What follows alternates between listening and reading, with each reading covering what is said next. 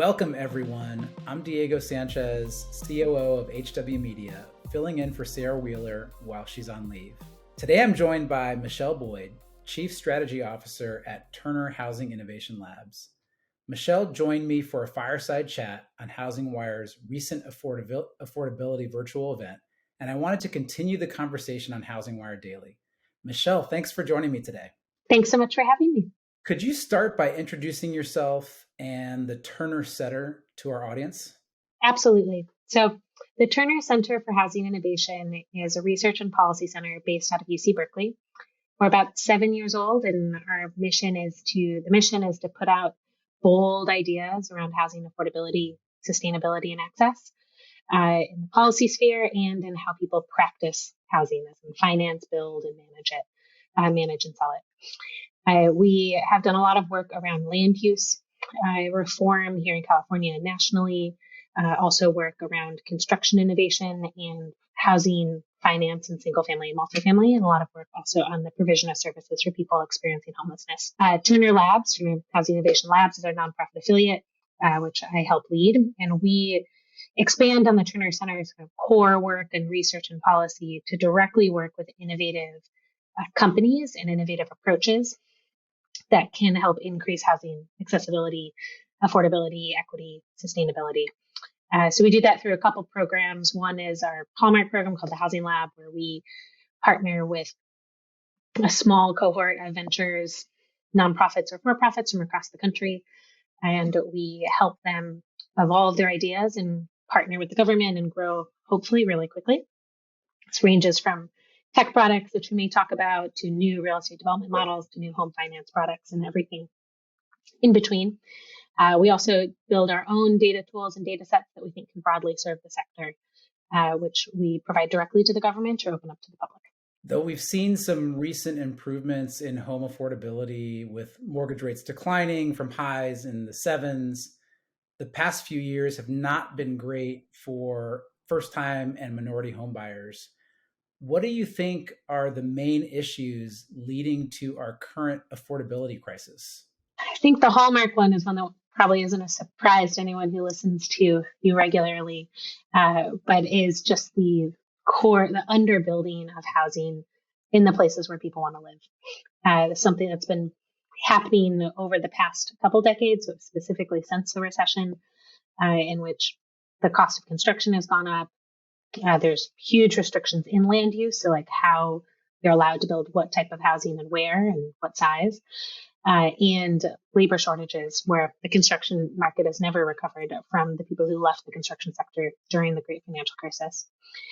And I think a subtlety there is also underbuilding of the types of housing that people can afford. We have built bigger homes, nicer homes further driving distance away from core job centers, and have really underbuilt starter homes, more simple and affordable structures that can be someone's, first home that they purchase. And that has to do with a lot of reasons that I'm sure we could spend a lot of time discussing, but part of it is just the, low cost of financing. People could access more income inequality. People could buy those bigger houses. Home builders make a higher margin on those bigger houses, and everything in between. Additionally, really in this rate rising environment, we're seeing the Fed trying to use a tool around rising rates that has a different, it applies differently in our economy than it has in past economies. We're more of a service sector, tech sector economy, and their real estate is one of the sectors that's most sensitive to rising rates. And so in many ways, we're seeing the real estate sector, home buying sector get crushed in an effort to slow down the economy, while we're not actually fixing the underlying things that are causing price inflation within housing, such as underbuilding. And the last thing I'll say is we've always had a racial wealth gap in the U.S. It's worse now than it was in the middle of the 1900s.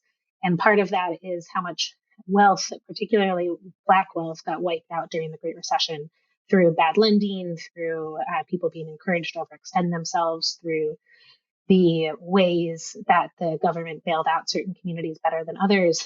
And because of that, we've seen during the low rate environment, it was just easier for families who accumulated wealth to purchase and take advantage of that low rate environment, and that disproportionately went into white families and not into communities of color. And how are you and the team at the Terner Center addressing all of these challenges? Well, through all the levers that we have, there are changes we need to see in the policy sphere. There are changes we need to see in how housing gets built and who gets to do it and who gets to buy it. And there are changes in uh, I'm going to restart mine. Well, we work across a couple different areas to try and work towards solutions. So a big part of our work is trying to shift policy. So thinking about how everything from home lending at the federal level is regulated to land use at a local and state level is regulated. We also are looking at solutions that can drive down the cost of construction, make it more feasible to build smaller homes or more accessible homes that people can afford. And we directly, as I mentioned, support innovative ventures through our housing lab programming that build build technology or trying to come up with new ways to make the housing that we're constructing and rehabilitating more affordable and accessible. And could you give me an example business or organization, or maybe two, in the Housing Labs portfolio that are addressing this affordability crisis? Yeah, well, I'll give you two that kind of span or three maybe, if that's okay. So on the idea of underbuilding and not having enough supply, we're supporting a company called Module, which is based out of Pittsburgh, that is trying to find less expensive and more sustainable ways to build smaller housing. So we talk about this as infill housing too, housing that goes within an existing urban landscape. And so they use techniques of industrialized construction, so building more of the housing offsite in a factory and then shipping the parts of it to be assembled on site, and are also doing it building net zero homes. And their homes are row houses, units that can be great starter homes or long-term homes for people in the more moderate income spectrum. And they're doing this in a way that's trying to incorporate local trades training programs and collaborating with both nonprofits and local builders who want to be able to build this type of housing, but otherwise can't make the numbers work.